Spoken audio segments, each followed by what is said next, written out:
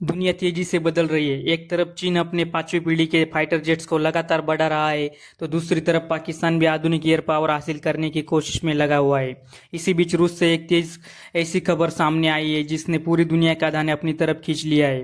रूस के राष्ट्रपति व्लादिमीर पुतिन ने भारत को सीधे तौर पर Su-57 स्टेल्थ फाइटर जेट का ऑफर दिया है, लेकिन सवाल यह है कि आखिर यह ऑफर इतना बड़ा क्यों माना जा रहा है। दरअसल Su-57 रूस का सबसे आधुनिक फाइटर जेट माना जाता है। यह सिर्फ एक लड़ाकू विमान नहीं बल्कि एक ऐसा प्लेटफॉर्म है जिसे दुश्मन के रडार से बचकर लंबी दूरी तक हमला करने के लिए डिजाइन किया गया है।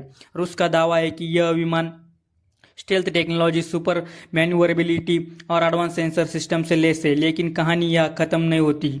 सबसे ज़्यादा चौंकाने वाली बात यह है कि रूस सिर्फ विमान बेचने की बात नहीं कर रहा। रिपोर्ट्स के मुताबिक पुतिन ने कहा है कि रूस भारत के साथ मिलकर इस विमान का विकास और उत्पादन करने को भी तैयार है और टेक्नोलॉजी ट्रांसफर पर भी कोई बड़ी सीमा नहीं रखना चाहता।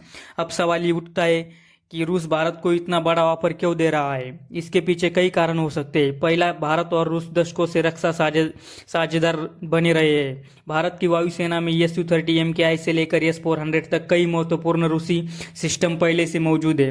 दूसरा, रूस जानता है कि आने वाले वर्षों में भारत को पांचवी पीढ़ी के लड़ाकू विमानों की जरूरत पड़ सकती है। और तीसरा, भारत इस समय अपने स्वदेशी एम का प्रोजेक्ट पर भी काम कर रहा है। ऐसे में रूस भारत को अपने साथ जोड़कर एक बड़ा रणनीतिक साझेदार बनाए रखना चाहता है। लेकिन सबसे बड़ा सवाल यही है, क्या भारत इस ऑफर को स्वीकार करेगा या फिर पूरी तरह से अपने स्वदेशी एम का प्रोग्राम पर भरोसा करेगा।